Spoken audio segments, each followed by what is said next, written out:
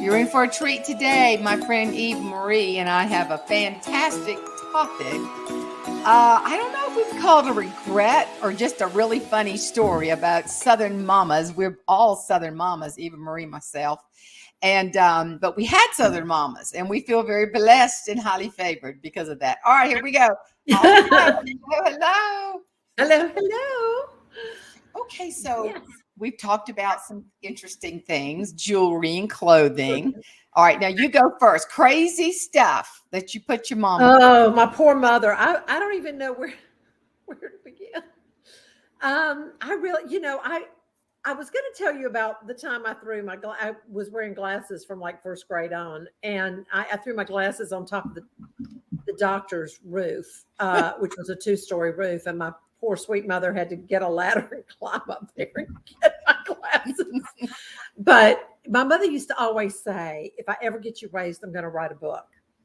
And so then I said to her when my first book was coming out, I said, well, look at that. You got me raised and I wrote the book. And so she thought that was pretty cool. And just to go back on the jewelry thing, I told my mother when I was first starting to get into publishing, I said, when I get my first contract, I'm going to buy you a pair of diamond earrings. And I did.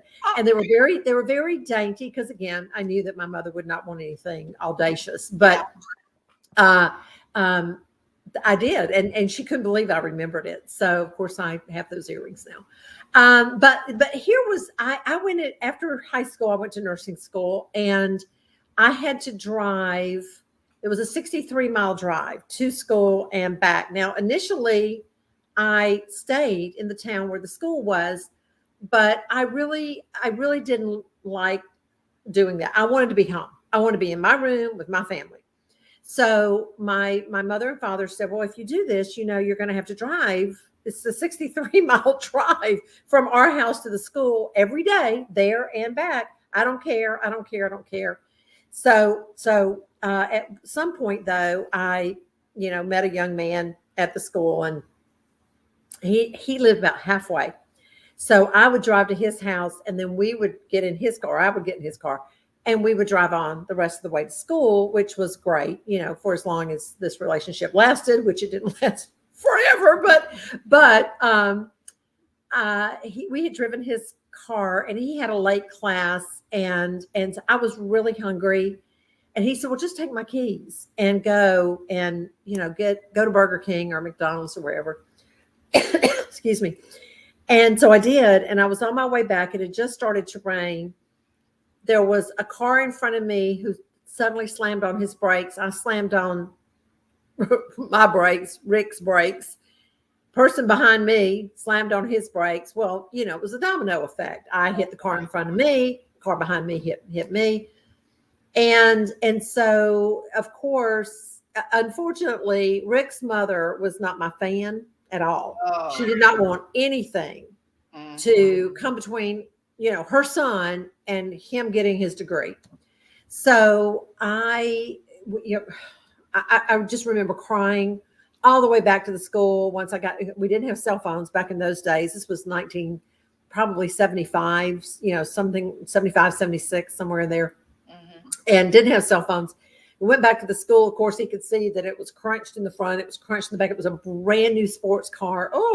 It was a muscle car. I mean, I was in so much trouble. So I cried all the way back to his house, and he kept saying, it'll be fine. It'll be fine. It was not fine. His mother was very, very unhappy. She was already unhappy with me. Now she was really unhappy with me. So I get home, and I my mom and dad are there, and I'm crying my eyes out, telling them what happened. And so, my father got on the phone, called, and he said, well, don't worry about it. It's all right. We got insurance. And so he called, and he said, can we run it through the insurance, and we'll pay the deductible and this and that. And so, my battery's about to die.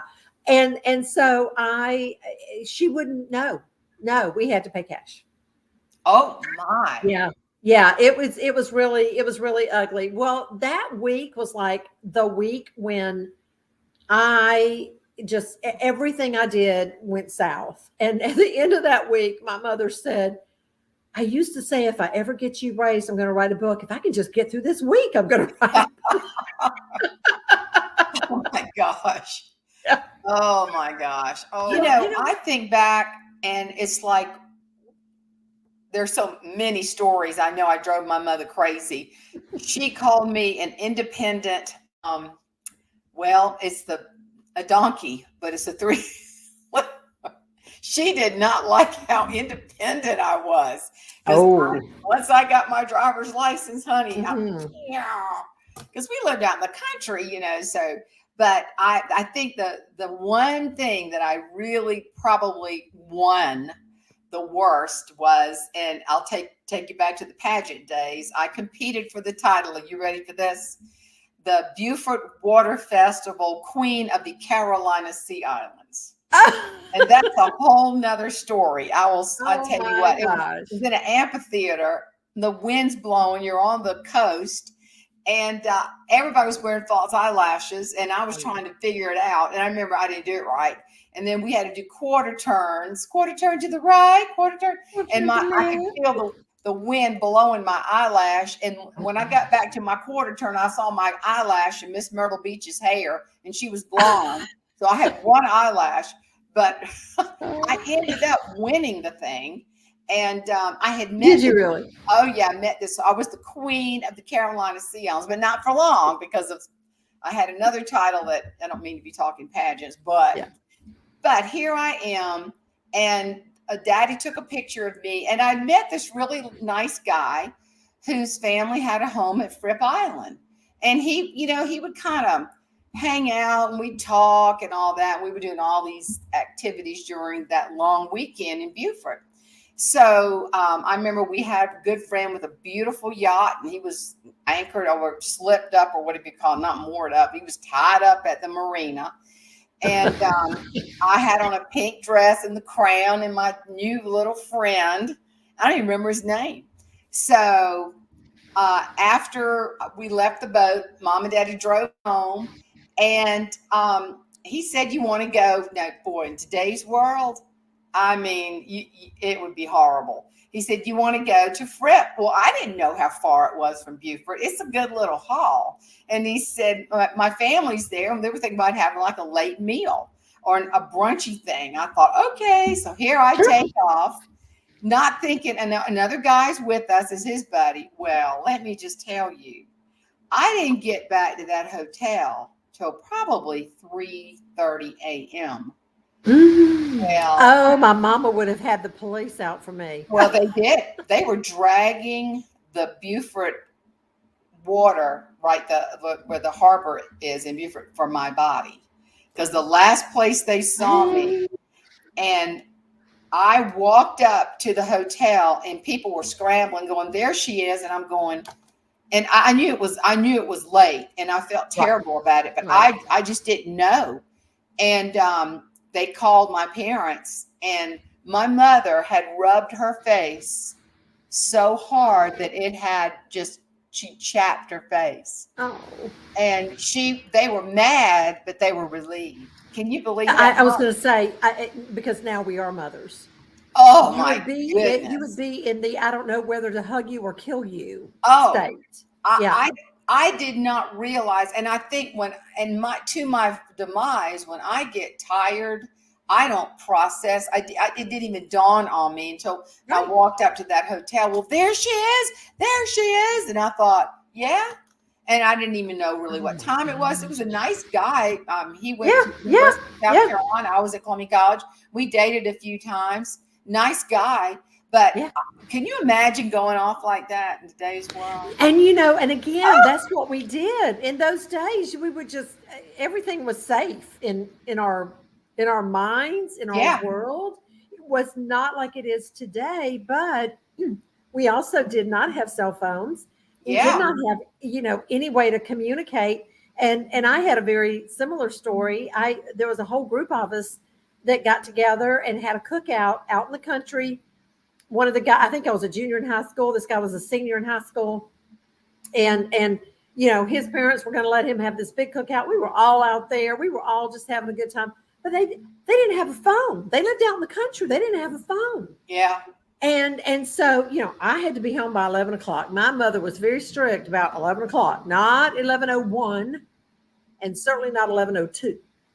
11 o'clock. You could come in anytime before that, but you better not be 1 second after that. Oh yeah. So sure enough, we're all sitting around, we're listening to music, we're talking, and all of a sudden I said, oh, what time is it? And I looked out at my watch. We all wore a little wristwatch back in the day. Yeah. Looked out at my watch, and it was after 11 o'clock. And I knew I was dead. I was dead on arrival. And I jumped in my car. I said, bye to everybody, jumped in my car and took off. And my father passed me doing about 80 miles an hour. Oh my. And I thought, that's it. I'm dead. My obit will be in the paper next week, And so I don't know if he realized that was me that passed him, because I was probably the only 65 white Mustang in the county. But, at some point he turned around and went back. But I stopped. I stopped in town on my way to the house, got my 15 cents out of my purse, stopped at a little phone booth right there at the police station, called my mother. She said, you just get home. And I did. And when I walked in the door, I said, Mother, I'm so sorry. They didn't have a phone. We were just having a good time. And she said, just go to bed. Just go to bed. Yeah. But I did. I'm telling you, I'll never forget how angry my and here's the thing. So then when the dust settles, this is the line you get. I hope I live long enough for you to go through what you just put me through. And my mother did. She did. And she went. And every time that, like, my daddy would show slides of me in that pink dress, that great big crown, Mama said, oh, we thought that was the last time we were ever going to lay eyes on you. You put us through some hell that night, quote. Yeah. Goodness, honey. Yes. I'm telling you, the many, many, many things I wish I could have a redo on. That's one of them. That is one of them. And you know what? It's a great segue into what we're going to talk about next week. Yes. Which is the things our mothers told us about dating. Oh my, that's going to be a good one. So folks, y'all chime in, but